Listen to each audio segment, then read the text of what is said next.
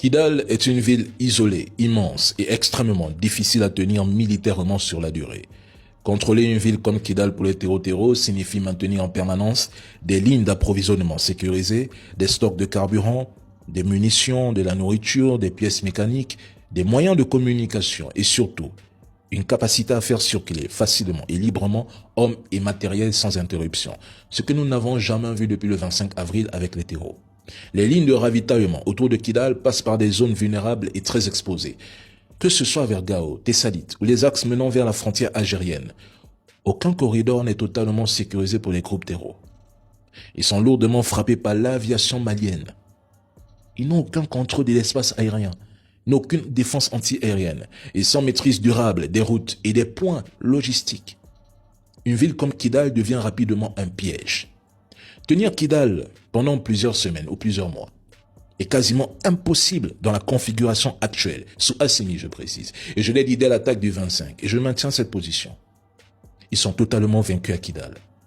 Beaucoup ont annoncé trop vite que Kidal ne sera plus jamais reprise. Ils oublient un principe élémentaire de la guerre. Entrer dans une ville n'est pas la même chose que la gouverner, l'administrer, sécuriser les axes, assurer le ravitaillement et la défendre durablement. Et cela vaut aussi pour Bamako.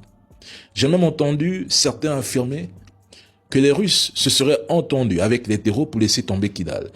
J'en déduis que si les terreaux prenaient le pouvoir, beaucoup de ceux qui prétendent soutenir la transition abandonneraient immédiatement leur position pour se rallier aux terreaux et aux opposants corrompus ou vendus. Mais la guerre n'est pas terminée. Nous allons combler les failles, réajuster le dispositif, renforcer les corridors, adapter les stratégies et poursuivre la lutte. Quant à ceux qui attendent la chute du Mali, vous risquez d'attendre très longtemps. Vous allez même peut-être vieillir, peut-être attendre une autre vie. Pourquoi pas? C'est possible. Au Mali, Burkina, Niger, est-ce un scénario qui se répète en Afrique? Oui. Le Sahel est le plus grand laboratoire vivant d'une stratégie de chaos raffinée, calibrée sur des décennies, pour maintenir l'Afrique dans un état de dépendance perpétuelle. C'est un écosystème cynique qui se reproduit parce qu'il profite à beaucoup de personnes, en interne comme en externe. Ils ne veulent pas seulement contrôler le nord du Mali, ils veulent unifier et étendre leurs opérations dans tout le Sahel et vers les États côtiers du Golfe de Guinée. Si vos présidents signent des accords de non-agression avec ces groupes terreaux, demain, de nouveaux dirigeants refusent de poursuivre ces négociations dans vos pays. Que se passera-t-il ensuite?